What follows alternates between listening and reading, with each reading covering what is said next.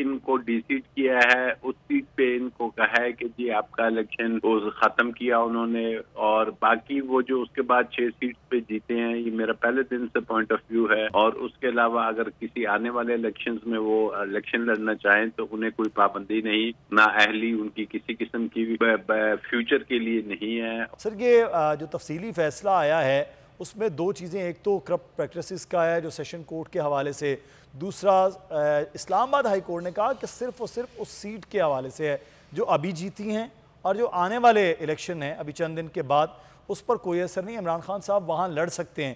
तो ये बुनियादी तौर पर इलेक्शन कमीशन का फैसला यही था जो आज इस्लामाबाद हाई कोर्ट की जानिब से कहा गया। देखिए इस हद तक तो मैं पहले दिन से कह रहा हूँ कि ये जो इलेक्शन कमीशन ने एक गैर कानूनी तौर पर फैसला दिया है, ये फैसले में उन्होंने जो इनकी NA 95 है गालिबन मियां वाली, उस सीट पे इनको डिसीट किया है, उस सीट पे इनको कहा है कि जी आपका इलेक्शन खत्म किया उन्होंने, और बाकी वो जो उसके बाद 6 सीट पे जीते हैं, ये मेरा पहले दिन से पॉइंट ऑफ व्यू है।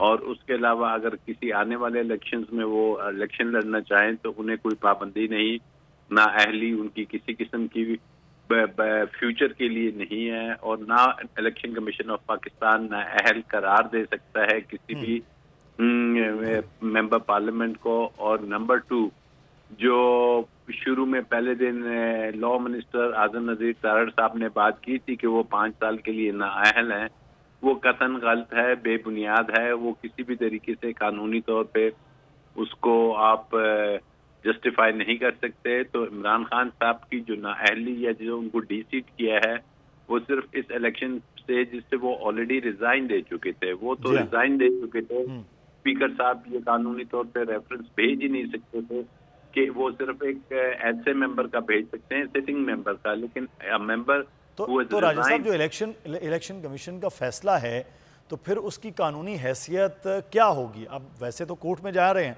लेकिन वो उसकी कानूनी हैसियत क्या है कि जो एक बंदा रिज़ाइन कर चुका है उसके खिलाफ फैसला, और वो भी उसकी नाअहली साल या 1.25 साल जितना भी टेन्योर रहता है वो किया गया, वो ठीक था?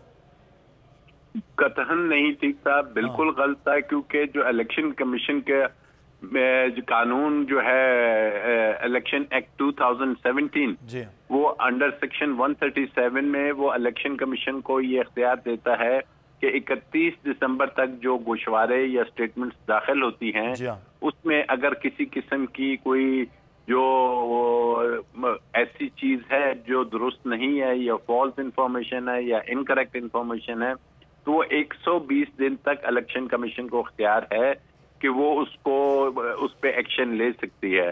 मोमेंट 120 डेज क्रॉस हो जाए, इलेक्शन कमीशन ने एक्शन ना लिया हो, तो फिर किसी भी तरीके से कोई चीज मुमकिन तौर पे पॉसिबल नहीं कि उस पे इलेक्शन कमीशन एक्शन ले। बुनियादी तौर पे यही वो गलती है कि जिस पे आगे बढ़ने से पहले ही ये केस हमें खत्म होता हुआ नजर आता है।